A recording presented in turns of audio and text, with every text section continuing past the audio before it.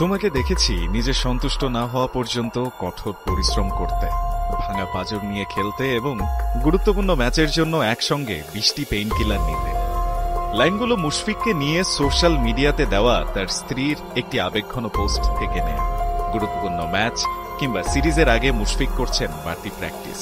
এই দৃশ্যগুলো টিভির পর্দা কিংবা সোশ্যাল মিডিয়া খুললেই ক্রিকেট প্রেমীদের চোখে পড়েছে অসংখ্যবার।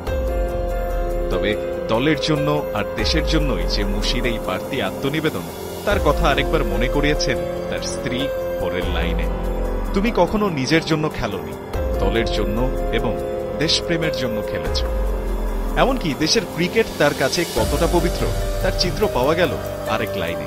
এমন একজন সৎ মানুষ পাওয়াটা আশীর্বাদ, যিনি অজু না করে কখনোই তার ব্যাট ও বল স্পর্শ করতেন না। 3 ফরম্যাট মিলিয়ে দেশের ক্রিকেটের সর্বোচ্চ রান করা মুশফিকের এমন পর্দার পেছনের গল্পগুলো কম বেশি অনেকেই জানেন।